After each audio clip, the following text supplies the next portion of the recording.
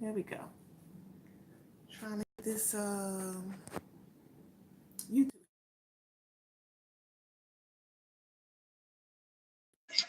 Hey, how are you? I'm good. How you feel?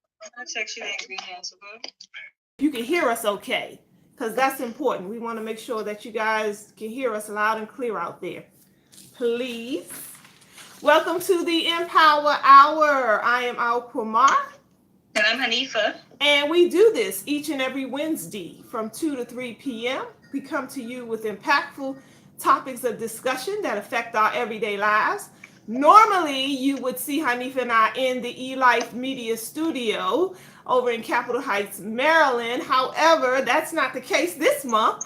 So we've been kind of live streaming in our comfort of our own homes, and people have been responding to that, Hanifa. They've been saying that they like this kind of they like this mode. So yeah. That's good. Yeah. I like it too. Right. But we do have a couple of shows with some guests coming up. So we will be in the studio again soon. But as of now, we are live streaming. Two separate locations, but you both can see us again right here on the screen. Today's topic is going to be about protection. And what does that look like? What does that mean? What is the vibe behind all that? So, Hanif, I know you were pretty excited about this topic. Yes, I was. How come? If my reaction is a little slow today, just excuse me. How you feeling?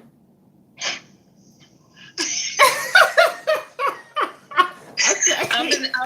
I'm in my last trimester. Did I say any more? Okay, say no more. I get it. I got about 3 more weeks. Yeah. 4 more weeks to go. Yeah. So I'm sort of dragging a little bit, but I'm okay. You know your face. You know some people. You know they carry the babies in so many different places. But you know, if nobody saw your belly, I would have never known that you was pregnant. You know, some people just blow up face, nose. No. All of it is in the belly. That's why. Yeah. All of it. Everyone that sees me says that. The stomach is just growing out this way. That's it. Right. Nothing else really is going on. Right. I haven't changed any clothes, nothing. Yeah. Wow. Okay. How are you? I'm good. Thanks for asking. Let me get some light. Hold 1 minute. Okay. So again, family, if you guys are just joining us, let me do some sharing. Please share so we can get as many people into this discussion as possible. As you know, here on the Empower Hour, if you've ever tuned in before, we like to bring the community in on the discussion because this affects us all. So it's not just about Hanifa and I sitting here and just kind of lecturing to you all. We need feedback. We need comments. We need you guys to share your personal experiences and things of that nature as well. So please join us and invite your online family to join us as well. Okay, so let's go. We are on protection. Yes. Protection and what that means. The reason why we kind of brought this topic, we chose to talk about it is because of recent we've been hearing a lot about, we discussed this before, Alkama, on our show, where we were surprised to find that a lot of Black women didn't feel protected. We talked about this maybe sometime last year. Mm-hmm. And right before this whole R. Kelly docuseries, mm-hmm. we discussed it. We discussed it a little bit, and then this document, it came out, and so then the topic kind of came to the surface again. Right. You know what I mean? Right. Yeah. Right. Thanks, Carvel. Thank you. And so we figure we were discussing it like, well, what is protection? When we talk about protection, are we clear on what is it that we're asking for? Right. When Black women say they don't feel protected by Black men, mm-hmm. can we be clear on what we're saying? What does that mean? You know, mm-hmm. I found oftentimes that there are stories attached to that statement, or stories, whether it's directly, they've had an experience directly or indirectly. They may have witnessed something. It could have been online. It could have been in their own lives, in their own homes. So we wanted to kind of touch this topic. For those of you guys that are viewing, we wanted to touch it because we kind of wanted to be clear on when we talk about protection, what exactly are we saying? Right. Is it physical protection? Are we talking about when coming to Black women's defense, regardless? And I have a whole lot to say on that part as well, because I know one of the things that I feel we need to do away with, specifically not just as men, but just as women, I respect who respect themselves. That's detrimental. That's very detrimental. And over the years, I've learned how detrimental that can be and how much of a barrier that is for us to step in when people are being victimized. Because she had on a short skirt, it's okay. It's almost like saying it's okay to stand by while you watch 5 men try to put their hands up her skirt. Your idea is, well, she's not respecting herself. It's detrimental, but she did still have no right to do that. Yes. So that's kind of why we wanted to kind of discuss it today. Before I even go off, I want to put it out there as to why we wanted to raise the topic. Yes. It's a big one, and it's coming up again now. It is coming up again big time, out of the woodwork, and rightfully so. Again, I would say rightfully so, because these are the discussions I think that we don't have enough. We don't have enough of.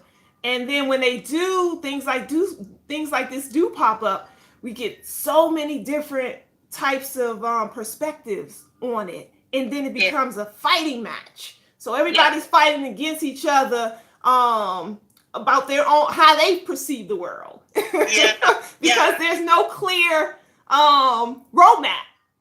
There's no clear roadmap. Because what is disrespect to you may not be disrespect to me, and that's where it gets kind of like blurry. Yes. And then also too, I just want to be very clear. Like, if we're going to discuss this, let's discuss this in a civil, respectful, and loving manner. Thank you. Let's not get caught up in the divisiveness that can also usually follow these type of topics. Because I find that when we talk about like respect, there's a divide that happens between the Black man and the Black woman, and we're not here to encourage that, right?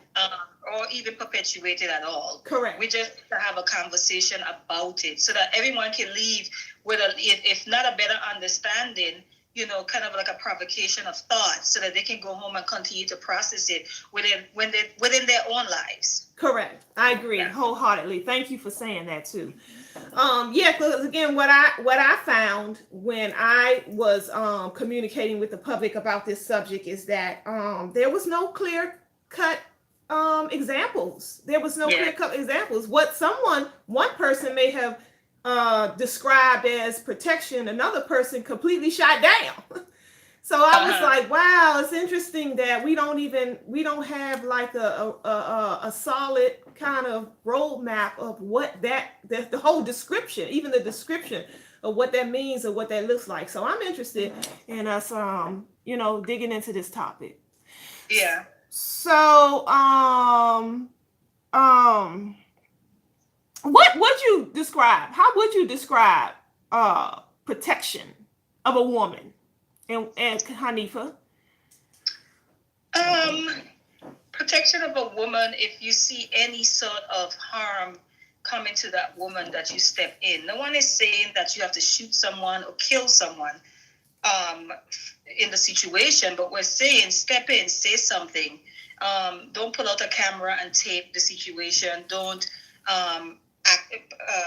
act blind to the situation. Even if you're not sure of all the details of it, at least try to even speak up and say something. Even if it's a hey, hey, don't do that. Or, because I've been in situations, people are saying, hey, if you do that again, I'm going to call the authorities. And it was a mother and her teenage child. Now, I don't know what that mom is going through, what stress she had. It was the teenage girl and a lot of other little girls.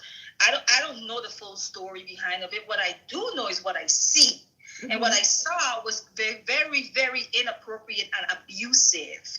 I guess she was disciplining her child, and she disciplined her. She was kind of in her face. The little girl did not disrespect her, did not how buck against her parent or anything. Mm-hmm. So now, because people are out in public, the teen try to walk off, try to get ahead from the embarrassment. The teenage girl had really long braids. Mom grabbed her from the braids and pulled her back. Mm. So I'm watching the whole thing, and so by the time that happened, me and then this other brother that was across the street at the other bus stop, both of us yelled out, like, "Hey," you know what I mean? Right. Like, I don't care if that's your child. That's not okay, you know? And I don't really believe in public embarrassment of children anyway, so that could have been my trigger. Mm-hmm. I just don't believe in it. Right. Unnecessary. You can discipline your child when you get home, especially the child is not doing anything back. She wasn't talking back. She wasn't doing anything like that. But that was me just saying, I wasn't close up to them. And the mom was like, "I don't give a F. You know, this is mine and this is my child and whatever." And that's where it gets tricky. Mm-hmm. But had she done anything else to her, I would have called someone. Mm-hmm. I would have, because it's not, that wasn't okay. It was very abusive. So what I'm saying is, and no one is saying you have to get right up in the situation, but we live in a time where people are just recording stuff. People are just coming online and talking about it. Mm-hmm. People are not interceding. People are not getting involved at all. Mm-hmm. So when I say protection, I mean as simple as the story I gave you with the black girl, and she was wrong. She was wild in that day, and the guy went, Spanish guy went to kind of physically attack her, and a black guy who was trying to calm her down and say, "Sis, you need to chill," got in the middle and said, "I got that she's wilding, but you're not going to do her that though." Mm-hmm, because you could tell the guy was going to put his hands on her, even though the situation had nothing to do with him. Right. You see what I'm saying? And that brother stepped in and just stand between him and her. He stood in front of her and said, "I know she's wilding. You need to chill, but what you're not going to do is that. I'm not going to let you put your hands on her." Okay. Something as simple as that is what I'm saying. Also, when we're attacked, verbally attacked, build us up. Build us up. Black men are attacked all the time, with the stereotypes and different things. And we see the sisters try to come in and talk about, we love black men. Not all of us, because there's some vile sisters out there that's really against the black man. I watched a whole video yesterday, and it was just straight bashing the black man. And I'm like, okay, I got what y'all is saying, but now this has become a bashing session that I can no longer participate in. Mm-hmm. So I will exit the conversation. But I'm saying, even if you see, not all black women are like that. Right. Throw something out there to counter it. Right. Right. And educate those who don't. But what comes to mind as I hear you talk, it's like when you just mentioned how the women were bashing the man. Does protection only fall on the man to provide? No. Because I think it goes both ways. I'm looking at Khalif's comment where he says, "How the hell is a woman going to tell how to be protected?" LOL, shaking my head at us. I guess he's saying we aren't qualified to have this discussion. I disagree with that. Mm-hmm. Because if you're in a relationship, Brother Khalif, with a woman, you see, this is where when we lump everybody in together, mm-hmm. right? So you find a woman, you're in a relationship, you have this broad idea of what, let's say, I'm going to use the example of love. Mm-hmm. Okay? This is how you love a woman. Mm-hmm. All right? Mm-hmm. No. You need to find out from her how to love her. Mm. That person should be the person telling you. So in other words, they're a woman. We all have different experiences and how we grow up. You as a brother might come in and think, this is how she feels protected. And I'm looking at you like, what you doing? You're not really doing anything for me. Yeah. Because we teach others how to treat us. Exactly. So mm-hmm. Yes, we can tell you how we feel protected. Right. You know what I mean? And right. I think that's because a brother can come in and do the bare minimum and think he's doing a whole lot, and we're looking like for example, let's use the McDonald's situation with the young lady at the McDonald's. Mm-hmm, mm-hmm. Okay, there's a young black brother that was there that went and held her. He could have felt that he was protecting her. But when you saw with her interview, and she said, if she didn't do anything, who would have done anything? She out of her own mouth. Who are we to tell that young lady that she can't say what protection is to her? How she felt in that moment. Yeah. Of course we can tell you what makes us feel protected. Of course we can. Of course we can.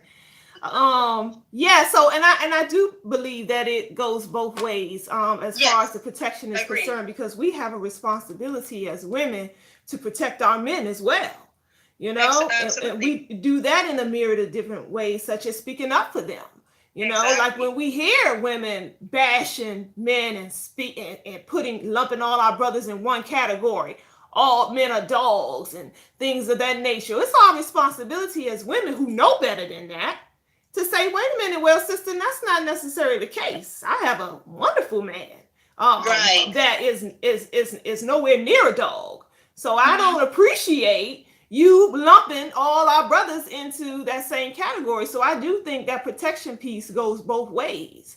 And, and I also think that a lot of times we feel, or we've gotten into this place where we believe that protection is only a physical thing. Exactly. It's only in the physical realm is where the protection. So the mind, we're not even thinking of other forms of protection, such as protecting a woman or a man's feelings and emotions. Why I think of this latest example of this whole R. Kelly scandal, and how so many women were coming forth sharing how they felt about the situation because of their own personal dealings with sexual abuse.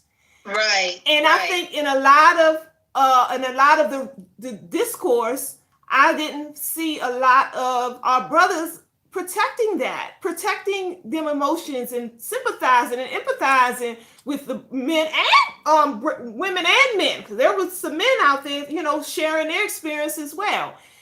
And instead of brushing off, oh, that happened to you a long time ago, get over it. I actually heard that said. Wow. Yes, girl. It was a lot of really insensitive comments being stated. That's a good word. And that, I think, falls under the realm of us not being protected as well. Just emotionally, we can go into how how we cheat on our partners, and that's not protecting them, because now you're opening them up for pain, heartache, disease. You know what I'm saying? So all those kind of things fall into that realm. I think that we have to be careful, because we have this thing that we do where we separate, and there is some differences, of course, between the male, female, feminine, masculine, woman, man. They're there, right? Mm-hmm. And I think what happens is because men oftentimes see us as the most emotional species, right? Mm-hmm. So when we emote and when we respond in certain ways, it becomes like that's how women are, and it's dismissed. You know what I mean? It's dismissed. And I think we gotta be careful of that. We have every right to emote in situations like rape and domestic violence, and yes you're gonna see our emotions come up, but that's not a reason for you to dismiss it. And also to this thing, I think that oftentimes people think because years have passed by, mm-hmm. that time should have given you should have had enough time to kind of get over it and let it go. And that's not how trauma works. Mm-hmm. Because here's the reality. That's how, guess who feels that way? What's White people feels that way about Black people and slavery. Mm. That it happened a long time ago, and we should get over it. Mm-hmm. Most of us have never seen a plantation. Mm. Why do we talk about slavery then? Mm. And we're talking hundreds of years that have passed. Why do we even bring those things up? So if we can understand how the generational stuff from slavery still affects us today, then you can understand how something that happened 20 years ago is still affecting the adult today. Come on now, we can do that. Yeah, I agree. Let's go back to the stream. Khalif, I think he just, this brother normally comes in opposition to a lot of, especially on my page. So I think he's just one who thrives That's a okay. lot off of opposition, you know. Stephanie says recording is sometimes necessary. However, does it not remind us of those who stood around admiring the lynching, burning, castrating of our people? Wow. Going into, yeah, she was just saying, like what you was just saying, that you know how Yeah. we're told to With the get over it, recording. get over Yeah, and also slavery. with the recording. And Stephanie, when I talk about the recording, it's sort of like if my son is being harmed, Mm-hmm. I'm not going to turn on a camera, right? If I'm going to want to step in to make sure that he's safe and he's okay. The idea that the first thing that comes to mind is to turn a camera on is it still blows my mind. It really does. How do we get there? How do we get to that point though, where that's our knee jerk reaction, as opposed to I think it has part of the times we live in. Mm-hmm. Everything is about celebrity. People don't tape record that stuff to keep it to themselves. Yeah. They post it in hopes, and a lot of people post stuff in hopes that it goes viral.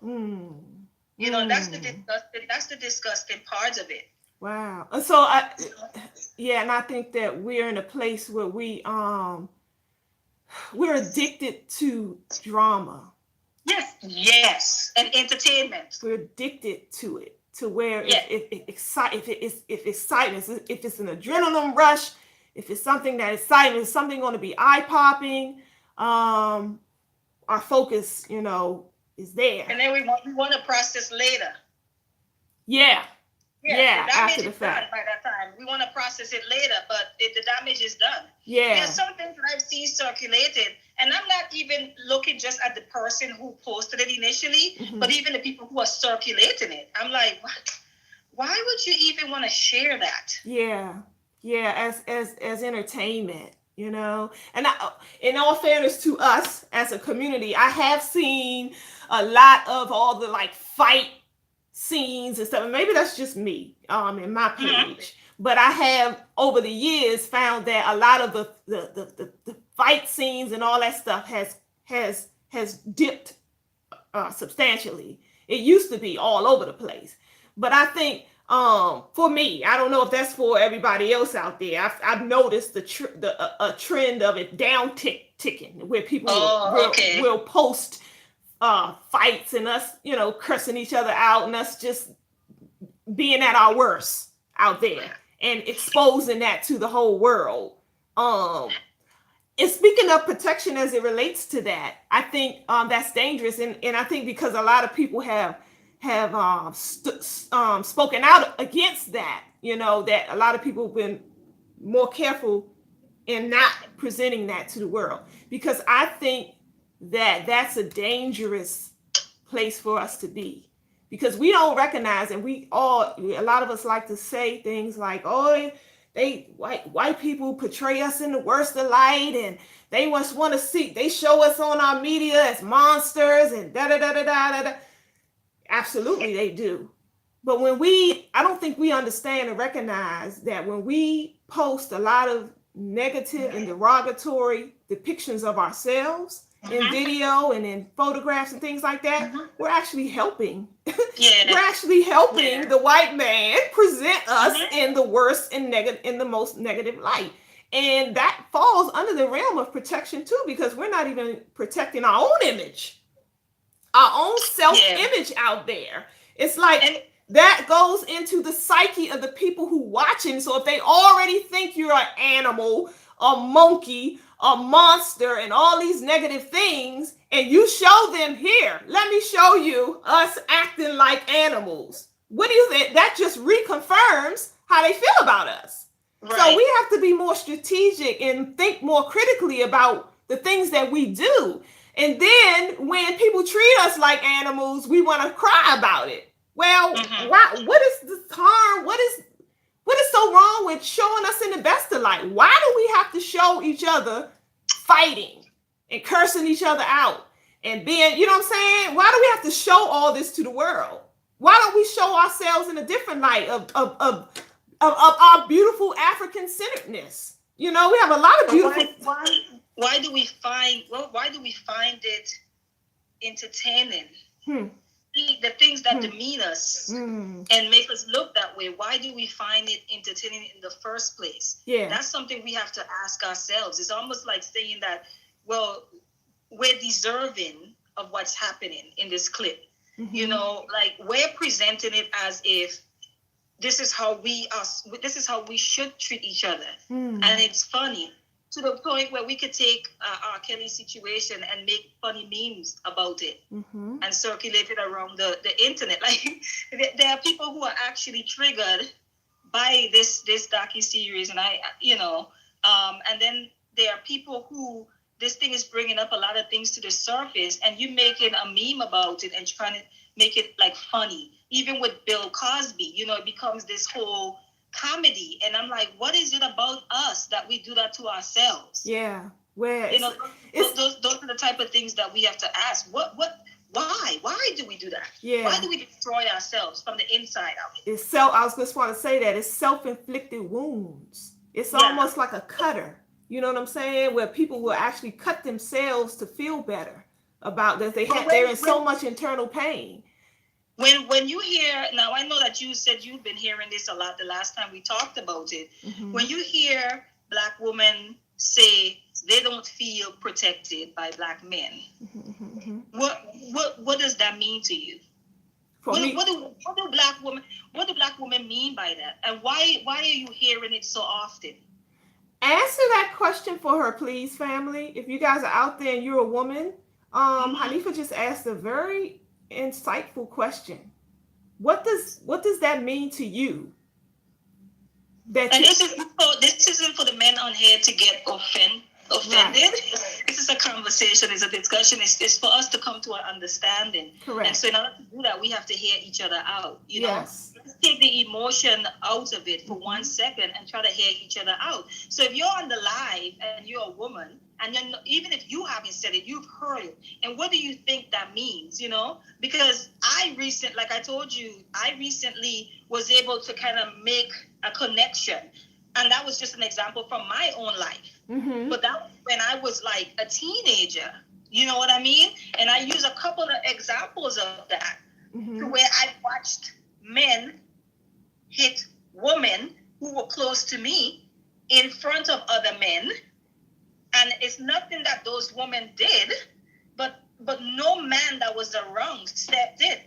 Mm-hmm. And I'm talking where it's just like an area and it's just full of men outside, whether they're outside playing dominoes or whatever it is, and something happened and a man hits a woman like she's a man, and no man steps in. Mm-hmm. The people who stepped in and who reacted were all women.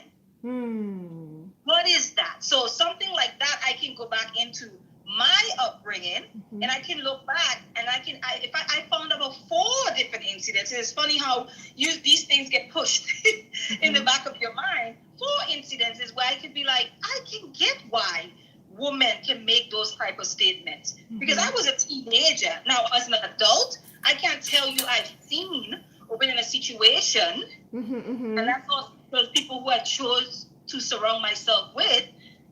I haven't seen or felt unprotected, or I haven't seen a situation where a guy didn't step in, or, not of recent. But if I go back when I was a teenager, absolutely. And like I said to you, that comes a lot too from most of us who grew up in the hood. You have seen it.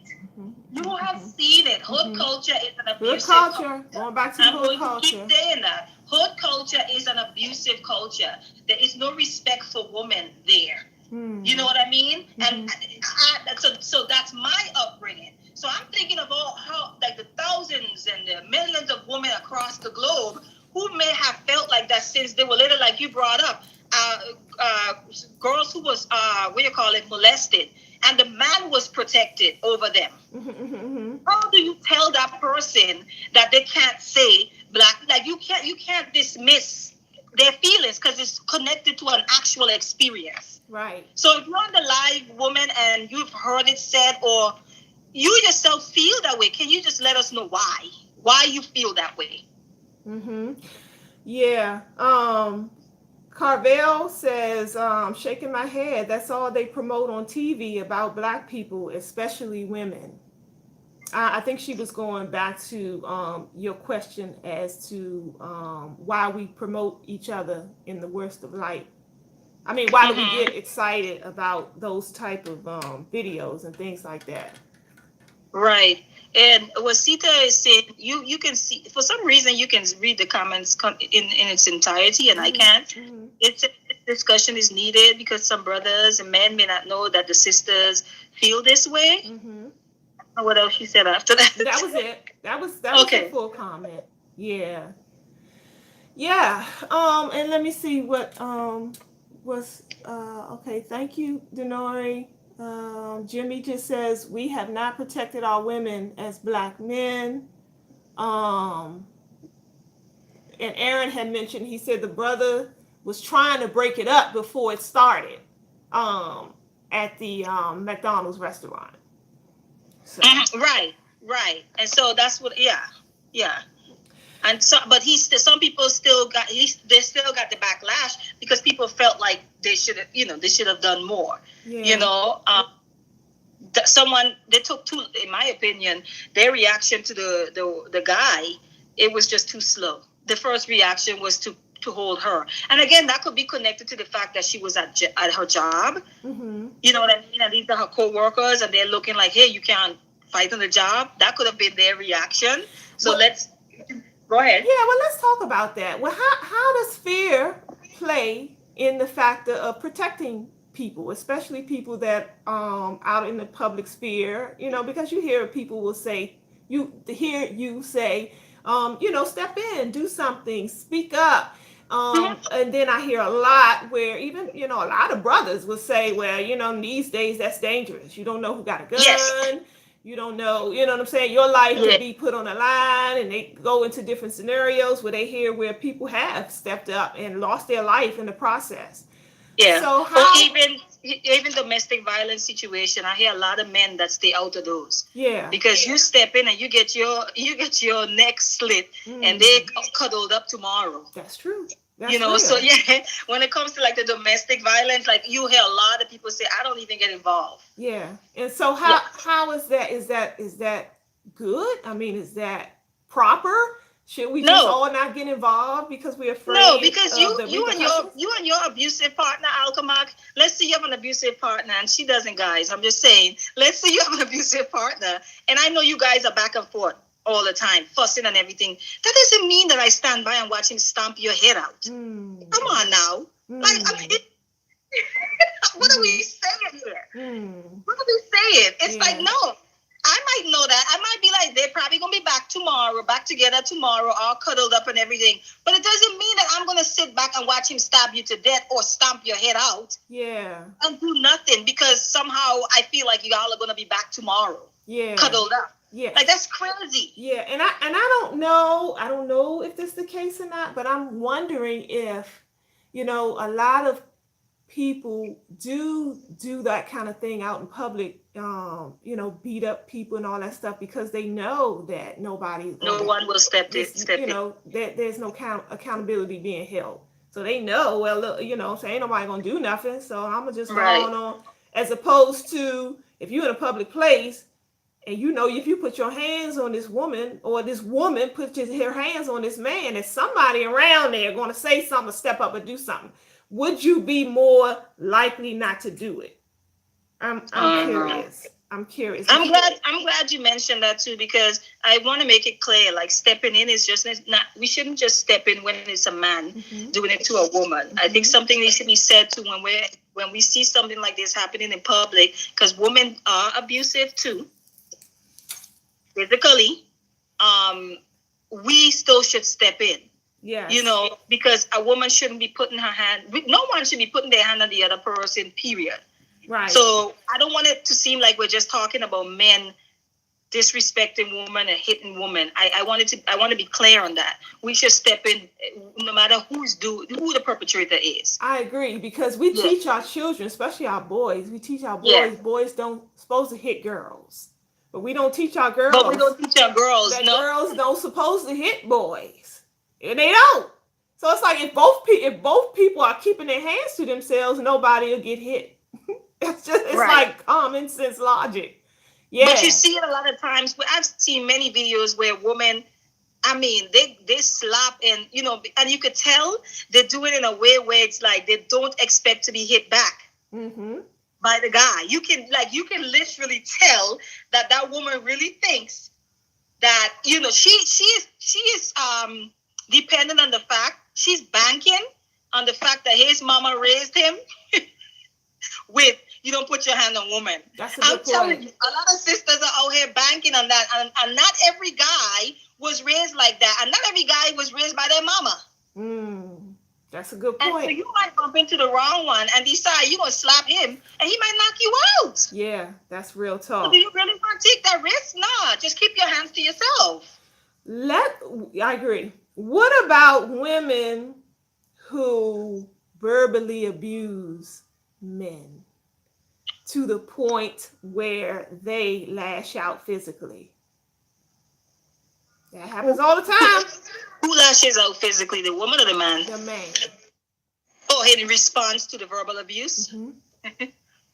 What about them? Women, with verbal abuse by women doesn't surprise me. But does that fall under the realm of protection for a are you protecting your man as a woman by verbally abusing them when you get upset? The reality, you MF, you ain't nothing but a lazy, trifling, good for nothing. You make me sick. Get out. That I mean, you know how the woman's tongue can get. We were women with a talk to tell men about their penis size, their inability to provide. We go for the gut. But that's what I'm saying. When it comes to vileness, as far as the tongue is concerned, we got that in lock. Men cannot. No, I'm serious. Men cannot compete with women with that. So when I hear about like verbal abuse, like women, I really feel are like we are ahead of the game in that one because we pay attention to details, right? So especially if you're with a man, you know what his triggers are. You know what those buttons are. You know the things that's going to hurt him. You know, that's why your mama left you and never look back. Now I see why, I mean, we can come up with all sorts of things. So verbal abuse, yes. Now, this is where managing your emotions, and I say this about Black people all the time. We are so reactionary. We are like puppets. People just pull our emotional strings and get us to react so quickly. So if not just women, like if a man says something to you and it hurts you, doesn't give you a right to crack a glass mug over his head. You see what I'm saying? Where does the discipline show up? At what point? Where does the maturity around your emotional maturity show up? Get into that. When does that show up? So a woman telling a man all sorts of vile things, if all he knows to respond to hurt is to hurt back, and hurting back for him is physical, then that's probably what that's going to look like. You know what I mean? For us women, we know how to hurt back with our tongue. And then also it depends on upbringing. Some women just grew up rough. And they won't throw something after you or key your car or whatever else that woman be out here doing sometimes. But it goes back to emotional maturity and learning how to manage your emotions. You know what I mean? And being able to being able to acknowledge, that person hurt me, because we have this thing as women where we try to hide emotions. Like, well, I'm not hurt. If you wasn't hurt, you would not have keyed that brother's car and flat his tires, girl.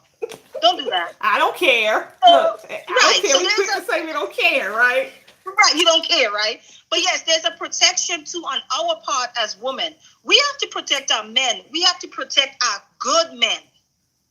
Our good men. Because their names are being stained by the no good rotten men that are out here. Good point. That's why when these things come up and you have an R. Kelly, we have to be able to have a discussion about R. Kelly and not smother all the other brothers including your own husband. So I'm surprised when there are women that have good men at home and they come out and they make these general statements. Yeah. And I'm like, sis, who are you talking about? You're married to a black man. Yeah. Yeah. So we got to be very careful with that in being able to counter that in saying, yes, I understand that people have experiences. I myself may have had experiences like that, but there are good brothers out there. Yeah. Those are the ones that we have to protect. Yeah. And because when the media attack, they're not saying, oh, we're only talking about the bad black men. Yeah. All black men are under attack. That's a good point. That's an excellent point. And I think getting into controlling your emotions as a woman, how do you do that? Because I can remember I am so different today than I was 7, 8, 9, 10, 12, 15 years ago as it relates to how I communicate with men. Yeah. You know, with men in particular. Because I can, you know, I'm from the hood. I'm from Southeast DC, born and bred.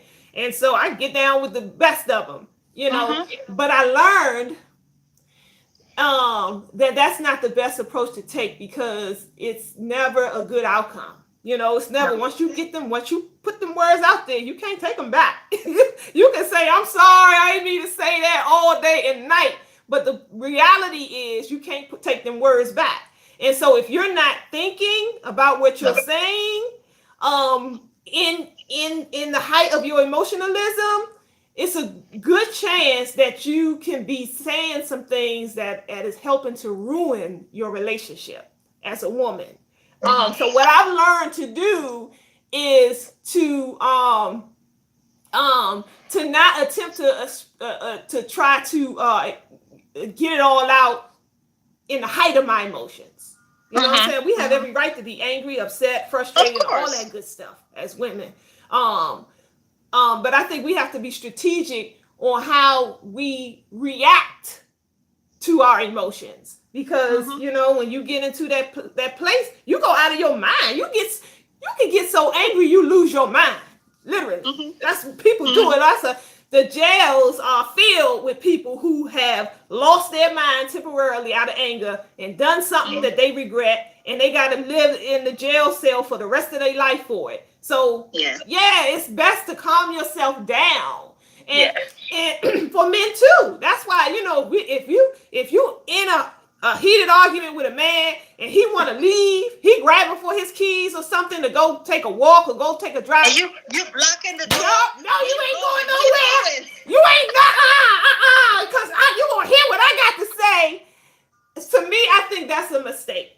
I think that, especially if you have a relationship and a bond with this individual, and you know that he's not gonna walk out the door and never come back. You know that. Right. You know your man. So I think that the best thing to do in that instance is to let him go. Let him clear his air, get some space, clear his mind, because you trying to keep him there and hold him hostage to your words, and they pummeling him can turn into a very dangerous situation. Very quickly, by the way. Very quickly. And then before you know it, you're looking back and it's like, what happened? What just happened? What just happened here? Exactly. Yeah. So let that man blow off some steam. When it comes to, I think we can do a better job when it comes to protecting our men, because what you just talked about is the form of protecting your man as well. Because he is walking away for a reason. Yeah. Right? And you're saying allow him that. Yeah. Right? Versus still trying to push and escalate. And a lot of times, women, we're not satisfied until we get the reaction we're looking for. And that's why we keep pushing. And sometimes the reaction we're looking for is a very toxic one. Because a lot of us come from environments where the appropriate reaction is a physical one. And so when a man is not physical, whether it's yoking you up by your shirt or, you know, whatever you're looking for, some sort of physical reaction, some women need that because that's a form of love. Yeah. That's how they know love. So they push. Yeah. You know, they'll push. So like you said, the man is grabbing for his keys. Why are you blocking the door, sis? Get out the way. Yeah. You know? So what you're doing is you're not only protecting yourself, you're protecting that man by doing so, and you're protecting your household by doing so. Good teaching. Because what sense does it make? Your police gets called, and now our entire household is broken up because you could not control your emotions That's good teaching. by allowing that man to walk away. So there's a level of protection involved that we don't really think about as women. Yeah. You know, we're not saying that a woman should be out there with should be the one, you know, you're hiding behind her back. Like you said, we always think protection is physical, right. You know, and you hiding behind her. She's the one with the gun, like, bring it, you know. And you behind her like, yeah. What she said. Yeah, I know. That's not what we're saying. There are so many levels to protecting each other. You know, I think oftentimes you will hear black men say they don't feel like that we have their back. Yeah. Respect is very important to men generally, not just black men. Respect is at the top of the list. Yeah. When they do these little things, what do you call it? Like a census thing, like they ask men what they look for. Respect is always at the top. Yeah. Respect is always at the top. I remember a situation that stuck with me. I was working my jury table one day, and this couple came in, and they were middle aged. They were a little older than me. They probably was in their at this time was probably in their 50s, early 50s or something. And the woman was buying something from me, earrings or something, and the man, I can't remember how it went down, but it was so disrespectful.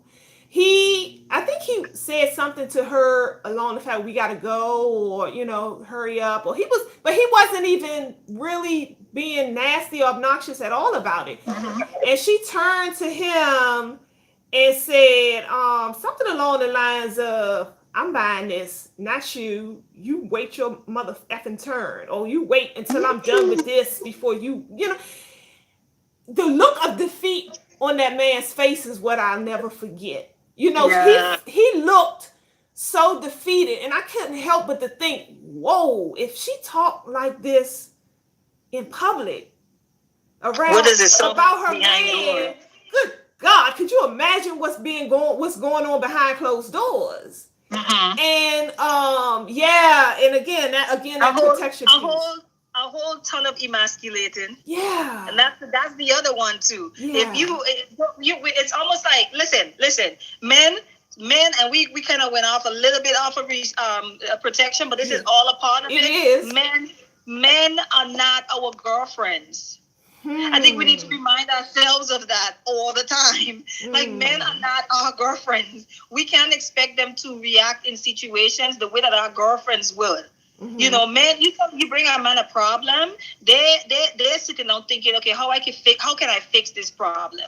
We bring our girlfriends problems. It's like we focus on the problem for hours before we start thinking about what if we even get to the solution part. Right. Be like, girl, you know, he was wrong for that, or, you know, like we are in our emotions. And so when we deal with our men, we need to stop expecting the same thing. There's a lot of emasculation that happens, and I'm saying this as a black woman myself, that, you know, that happens with our men when we're dating them. It happens with our sons when we're raising them, first of all. And then we have these men that come in. A lot of us were raised in homes where there was no demonstration of how to treat a man.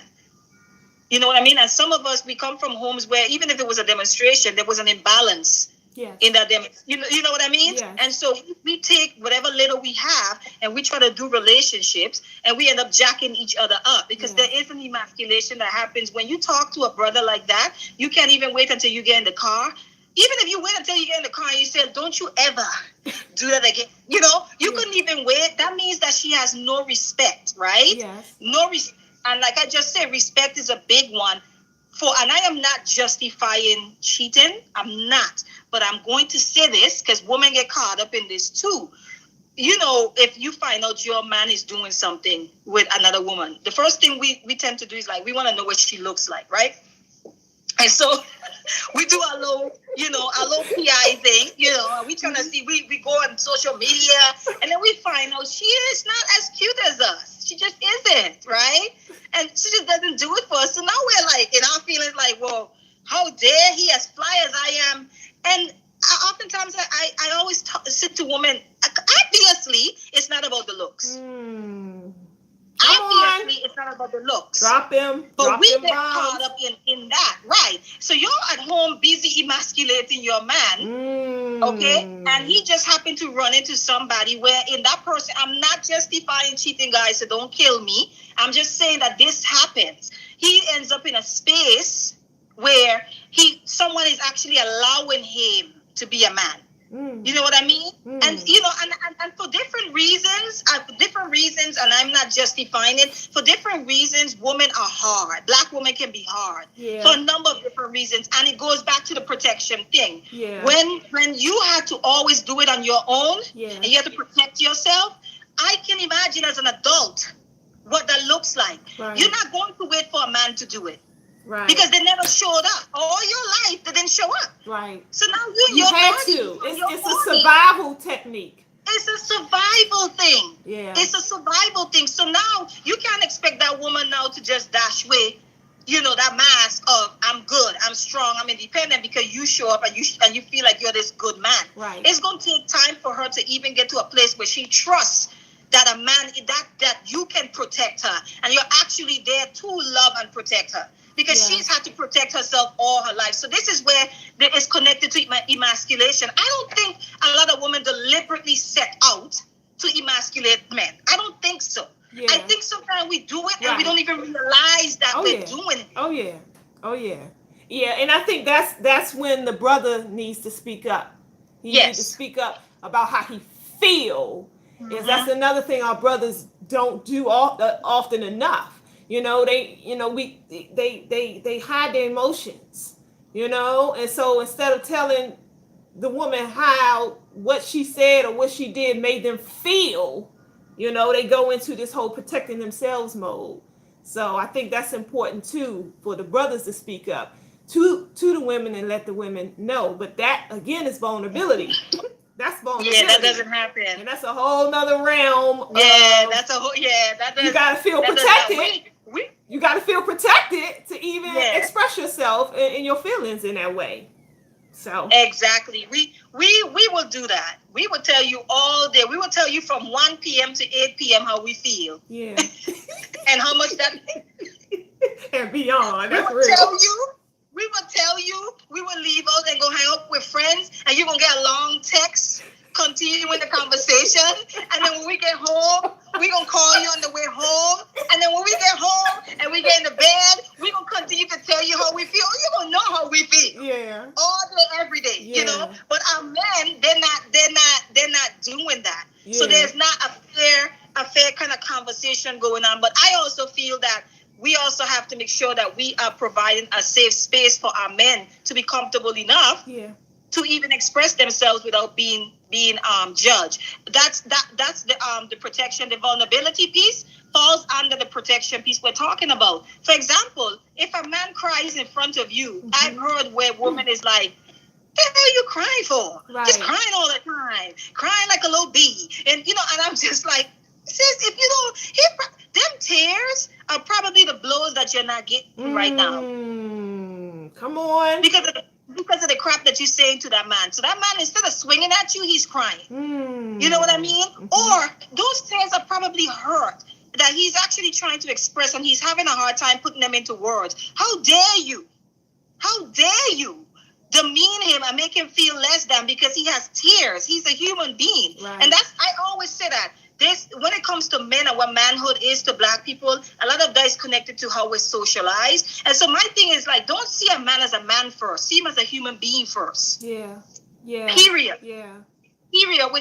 Because when we start off with men, all cultures have this idea of this is what a man is supposed to be. And then we have cultures that we're bringing our own cultures, not just from where we environments.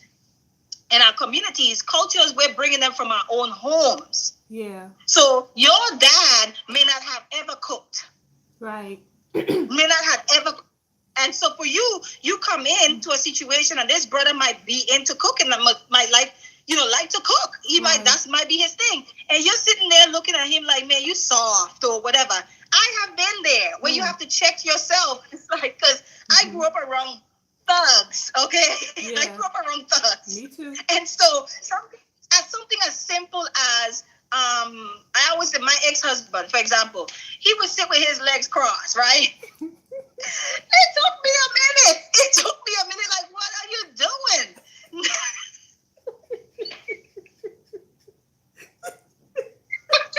I just don't. It took me a minute, and I had to process that within myself. And I realized that no, that has more to do with you than it does with him. Because there's nothing that I never not felt protected. Nothing. It's just that what I'm like, what? This Why wasn't you something crossing that the you line? was accustomed to. No, and then I got around other men from Yeah. his country, Mhm. and the older men, the ones that were educated, and that's how they sat when they were having their conversations. It is, and that's when it clicked for me and said, "Child, you are projecting what manhood is." You funny. I'm sorry. I don't mean to laugh. I'm No, just trying to picture your face. and that's just me being, transparent. It's true. So what happens is a lot of women, we gotta be careful making these general statements of this is what a man does. Yeah. Because a lot of us are coming from different backgrounds, and any of us that grew up in any whole environment know that our description of what manhood looked like before we actually mature, Yes. it's a toxic one. Yes. It's a toxic one. And so when you meet a brother that didn't come up like that don't, don't have that certain swag or don't talk a certain way, it's very easy for you to say, oh, that person is soft. Good point. So Like, you gotta be careful. yeah. The machoism. You don't see the dude always frown, mean mugging, and you know what I'm saying, ready to bust somebody's chest. Anybody who say two wrong things to him, that you think that's protection. And really, you know what I'm saying, it could be the 5'6" brother sitting in the background and don't say nothing to nobody. Will be the first one to jump up in a situation and be the one that's the, you know what I'm saying, the warrior type. So we shouldn't. We gotta be careful. We gotta be careful with projecting, and I find that as women we do that a lot with our men. So it's not just us that needs protection. I think that we have to be strategic and we have to be clear in what protection means as far as a woman. What is your role that you play if you're in a relationship? Not just a relationship, but you have men around you who are just your brothers, your friends. Yeah. What about you know what I mean? Do you earn protection, you think? Do people have to earn the protection of others, or is that something that should just be like automatic? That's what I was talking to you about earlier. When we got started, the whole I respect who respect themselves is the same thing. Yeah. When people say I respect people who respect themselves, I feel like that's a slippery slope. I really do, Alkema. I struggle with that. I really, really do, because you're talking about, like when we talked about this this whole thing with the R. Kelly thing of pedophilia. We got a few minutes left. We saw a lot of guys that came up and said, oh no, some of these girls are just fast. Right. 13-year-old who's fast. And so therefore, if you think that she's fast and she is not respecting herself, then you don't even think to protect a 13-year-old from a 30-year-old. Good point. You see what I'm saying? So it's a slippery slope. I think we got to be very careful with that. Good point. Very careful. Good point. Where I respect who respect themselves. And I'm just like, no. No, because some people, you don't know what their experiences are. Yeah. The prostitutes in the corner, that young sister that just did 20 years and she just got clemency. Right. That was the fight where it's like she was a victim of sex trafficking. Right. Okay. So there's a lot of women that people might see with out there in the corner, whatever, and they are victims. Right. But all you see is somebody pimping out their bodies, right? Right. And so you're like, well, why should I respect that person?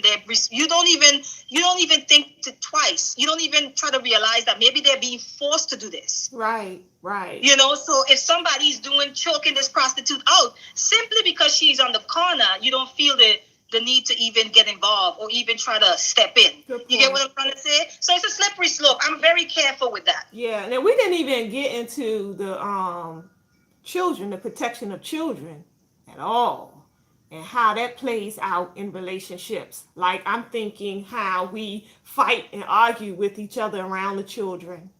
and their poor little hearts have to deal with all that emotionalism because whatever we feeling as adults, they feeling 10 times stronger because they don't have the capabilities emotionally as we do to understand it, to you know what I'm saying. You think about you when you was a young girl, first time in love, and how you felt, you know what I'm saying, and how all your or how impressionable you are when you're young. When people say something to you about your hair or your feet or something like that, and you'll think about that and you'll cry yourself to sleep at night. Versus today, I don't give a dang about what somebody think about me. But so I'm saying, the younger we are, the more our emotions are affected by things, stronger, heightened. And so Very we, true. and when we argue and fight around the children and how that must make them feel. So how we're not protecting our children when we do that. We're actually putting them in harm's way emotionally when we do that, and we're teaching them. We're training them on how to be in their own relationships when they get older. Yeah, because that's what how to resolve conflict. Right. Because that's how a lot of us learn how to resolve conflict. We learn that because that is what was demonstrated in front of us. Right. You argue, you throw things, you curse at each other. That's how we learn. And so what do we think happens when we do it in front of our kids? They're learning. And also, too, in those type of situations that you just described, kids can often put the blame on themselves. Yes. Because they don't have enough experience to process that, no, this isn't my fault. Just like when people get divorced and so forth. Right. Kids can actually internalize that. Right. Because, like you said, they're children. Their minds do not work the same way. Ours, it's like an over-exaggeration. It's emotional abuse. And like what Cedar said, and this can affect how they treat others as they grow older. No doubt. Absolutely. It's no doubt. That's how, and hence we are today, how we find ourselves today, resolving conflicts in the open and cursing each other out and don't, what I'm saying, and going back and forth and stuff. And because if you don't know no other way, this is how you've been taught, it's going to come out. This is how you're going to do in your own adult life. So what are some of the ways that we can do a better job at protecting each other? I think educating ourselves on what I did. I think the best thing I've ever done for myself, before, above and beyond my children, was to take a parenting class. Yeah, you told me that. Mm-hmm. When I was at my wit's end, I have 2 children, and they both were in their teenage stages, and they both were acting out, and I didn't, both of them, and I didn't know what to do. I just felt helpless in that moment. And I found myself like crying myself to sleep because I didn't know what to do. And I found this parenting class. And and it's funny because going into the class, I was saying, now this person is going to teach me all the things I need to do so I can get them in order. So I get them, put them in check. When I left that class, honey, what I realized is I needed the check-in. I was the one who needed all the checking, and until I've changed my own way of doing things, that's when I started to see the difference in my home. So I think that we need to educate ourselves on like conflict resolution. Yes. Take a parenting class, even if you're not a parent, or speak with some people, or speak with those who you see that have a good relationship, of couples in your circle that do talk to each other as opposed to shout at each other. And talk to these people, ask them questions, allow them to train you and guide you in a better way. I think that's one of the things we certainly can do. I think listening to each other is a big one. Yeah. We don't listen to each other enough. Yeah. You want to know why men they would act the way they act, or understand men a little better, you're going to have to listen to some men. And if you want to understand women a little better, you're going to have to listen to some women. And so I think listening to each other is a big, big one. Yeah. We need to listen more and fight less. Yeah. Fight less. And understand when you ask a question or you're communicating, like we have these things, we have triggers. So sometimes people are not even thinking about you in in their explanation, they're explaining, they're responding to your question. And because of whatever your trigger is, you then get offended. You have to check that within yourself, because that's going to be a part of effective listening anyway. So I think we have to listen to each other more. I don't think we do enough of that. I think we start off and then it ends up being this big fight. Shouting match. Yeah. So I think we definitely need to listen to each other more. I'm more for I really would like to see a little bit more men group. Yes. Every time you look around, you all you see sister circle, sister circle, sister circle. Men don't do brother circles. I'm just asking. So if you're on the live, let us know. But like men, y'all don't do that. Like I mean, y'all don't get together and say, this is what we're gonna focus on and what we can do better. Right. As building our woman up, you never really see much of that. I want to see more of that in 2019. Right. And I would definitely like to see more transparency in our sister circles. People come in sister circles to fellowship. Yeah. And so it just stays on the surface. No one is going deep. It becomes a bashing session sometimes. It becomes a gossip session. Right. And so I want to see less of that, to where women are coming together and actually, really being transparent and vulnerable. And trusting each other and sharing and really seeking the help, that we need. If you've had several failed relationships and you want to do better, then you're going to have to take ownership of how you contributed to those failed relationships first. That's the first step. Yeah. And a lot of times the sisters are not willing to do that. That's right. Self-accountability. That's what I'm seeing that it's lacking a lot in our community. It's lacking a lot.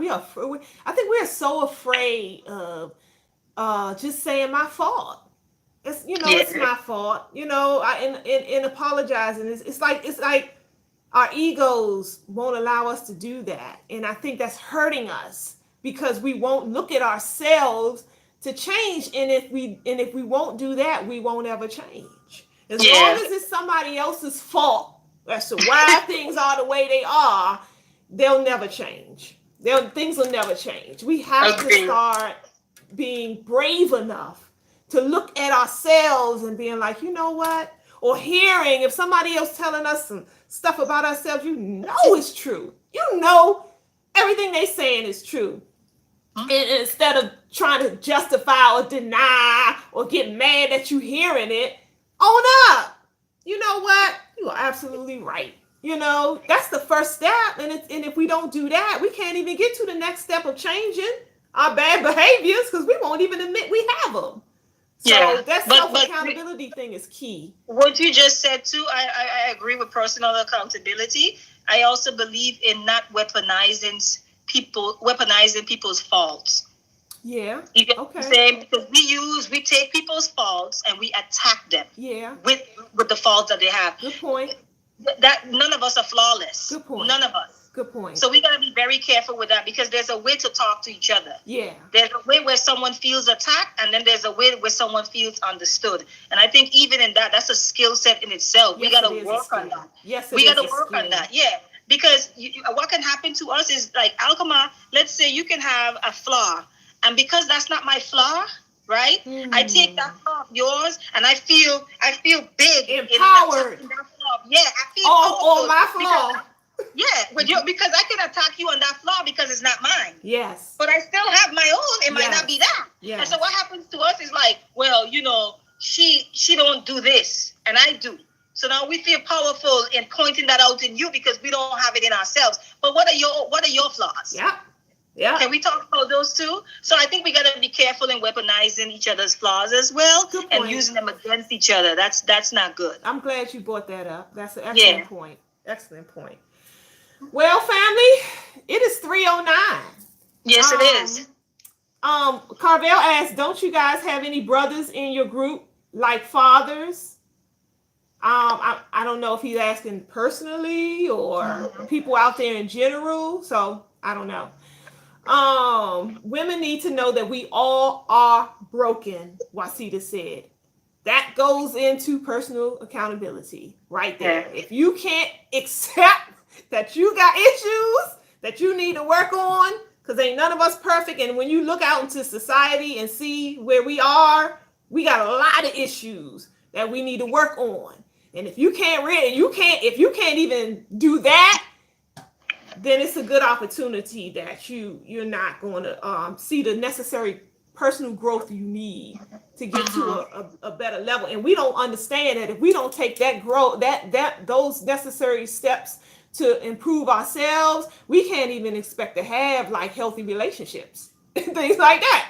That go hand in hand. And you and you know what, Alkema? You know when sometimes when they will have like topics to discuss like our everlasting life, specifically when Brother Genie would do his stuff. Those conversations, people show up for them. Because I really think that we're really trying to figure out how to do this relationship thing. Right. People want to know. Yes. People really want to know, and they're really trying to seek out the help in really understanding, like, why can't we get this right? Right.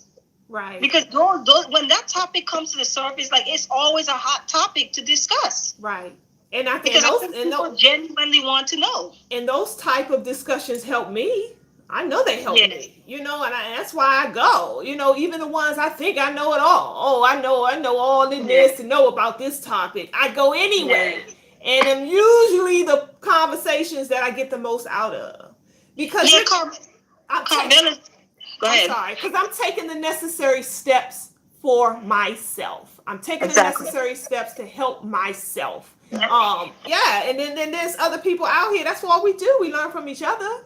Yeah, Carvel, we do know brothers. What we were asking about is where the groups where brothers have like their own groups. Mm-hmm.